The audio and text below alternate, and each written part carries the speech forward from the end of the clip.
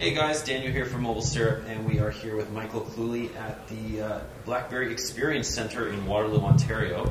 And we are going to take a quick look at some new products, but first we're going to look at some of the products that made this company so great.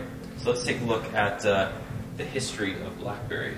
Hey Daniel, you know, there's a lot of talk about how BlackBerry sort of pioneered this industry. Well, here's a great timeline that sort of shows how true that actually is. So way back here in 1998, 1999, we had our interactive pager models, which is of course the BlackBerry 950 there. That was actually my first BlackBerry when I joined in late 2001. Moving into the 957, and then this is actually in early 2001 where we actually got our first GSM based product based on Java. So you move into more of a traditional smartphone from your what people used to call them blueberries, but still monochrome screens. Then of course the great color revolution in the 7290, which was in the 2004 time frame. Your favorite IDIN BlackBerry there with the antenna, which worked on push-to-talk networks. And then moving into something a little bit more familiar, still had the 8700, which still had a track wheel, not even trackpad technology yet. And then moving into some more slim models like the 7100. So these were kind of the precursor to the BlackBerry Pearl, which came out in the 2007 time frame. So this was actually one of the biggest sellers for us at the time, which was the candy bar model. Yeah, that was my first smartphone, was the BlackBerry Pearl. BlackBerry Pearl was a great model. I love the smallness of it, which is interesting compared to where we're going for sure as we get there. And then of course at the top, our Curve family of products, ever popular. And then really getting into that iconic BlackBerry look with the first BlackBerry Bold, the 9000 series unit, which landed in sort of the 2008 time frame, and had that track ball on the device.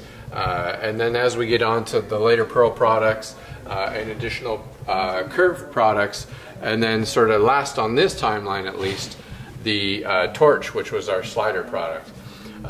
From here we have additional products like the 9900, and then fast forward to today, this is where we have the BlackBerry Z30. This is our first 5-inch all-touch unit. It's a beautiful AMOLED display, Super AMOLED display. It is rocking a 2880 milliamp battery, which is enormous. It gives you essentially 25 hours of mixed use on a BlackBerry product. Which really kind of goes back to our history of BlackBerries that had long-lasting battery life. In addition to that, we have these great dual stereo speakers and also 4 mics. So you have 2 at the side here, which help for this natural sound experience, as we're calling it. So when you do a BBM voice or BBM video call, it's really this immersive sound experience where you actually feel like you're in the room with someone when you're talking to them. We've had people who say they do cross-global BBM voice or video calls, and you can't even tell that they're that far away. The call just goes off without a hitch because of how crisp that sound actually is. Alright, so we are surrounded by some of the newer BlackBerry 10 models. We have the Q10 over here, followed by the Q5, and we have the Z10, which was the first BlackBerry 10 model, and now we have the Z30. So let's take a look at the hardware. Yeah, again, even just comparing it to the Z30, you can see there is a slight difference in screen size.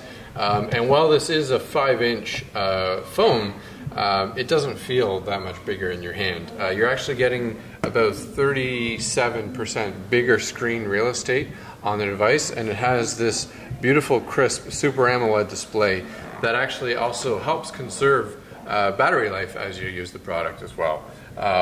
So those are some of the key differences in that. This is of course a non-removable battery, but again, with that massive battery in the Z30, you're getting long-lasting battery life. So we're talking a significant increase in battery over the Z10.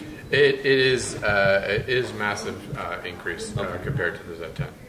And let's talk a little bit about the dual tone color. So that's something that's new. We have this sort of silver band on the bottom, followed by a black area on top. So does this have the antenna in it at the bottom here? Yeah, so this is part of the design intent. Again, you know, our UX designers and industrial designers tend to take this and put it against things that come with similar design ideas. The band at the bottom definitely does store where the antenna is, and this is also using our Paratech antenna, which is also a first for BlackBerry products in that it's specialized for low coverage areas. So we're actually improving the signal strength and capabilities of the Z30 in low coverage areas, whether that's out in rural areas, you're up at the cottage, or you're inside an office building.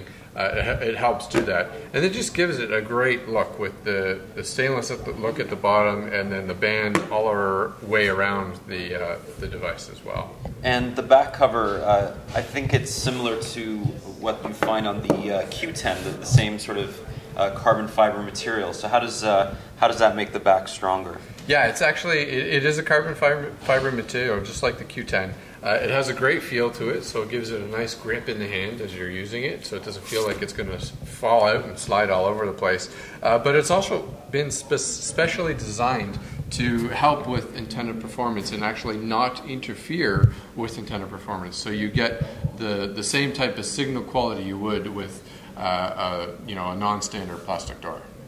And we have a new software version on the Z30. So let's talk a little bit about BlackBerry 10.2. What are some of the more significant improvements over 10.1? For sure. So BlackBerry 10.2 is preloaded on this, and we've done a lot of hard work with our teams to improve the overall experience. I'll run you quickly through about 3 features that I like to show off with the BlackBerry 10.2 software. So first is the lock screen notifications. So I can quickly see what's come into the BlackBerry 10 phone and have a quick peek at what's happening there directly from the lock screen, and that works over tweets or notifications, emails, BBM, whatever it happens to be that you've received. Then swipe into it, you get into your standard hub experience. In addition to standard hub, we have the priority hub, which is a great way for you to get at what matters most or what is important to you in a rather quick time frame. You maybe only have 5 minutes to see what's happened in the last half hour. So Priority Hub allows you to quickly see that, and that's based on contacts, based on conversation importance, or based on who's important to you. Maybe it's a family member, same last name is one of the rules we actually use to prioritize that. One of my favorite features in 10.2 though is this notion of quick sharing. So I have this image here, I want to share it out, I tap on share, and we're actually learning how and who we share content to. So I've shared this picture over BBM a couple times already, so it's actually telling me that maybe BBM is the best way to share that out. So I tap on that, it actually gives me the list of contacts. Now over time, if I'm actually sharing a picture to the same BBM contact consistently, when I hit share, this list at the top here will begin to populate with that actual contact instead of BBM. It'll be like, Dan over BBM, and I just tap on Dan and away it goes. And you get up to 9 different positions for this adaptive sharing that happens. So it's a great way to quickly share. Great. And let's talk a little bit about the keyboard, because that's kind of a seminal, important feature that everybody loves about the BlackBerry, even on the virtual keyboard. This has been improved a little on BlackBerry 10.2.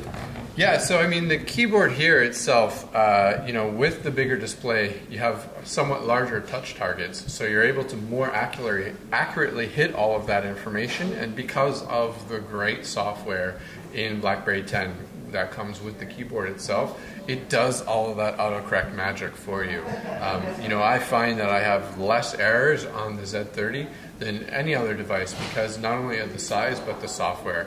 And then we've done some rounded edge improvements where you get a different audio sound when you hit like the backspace as opposed to letter key to let you know that you've actually tapped a different key from what you may be typing. So it's one of those cues that help teach you what you're actually doing with your device.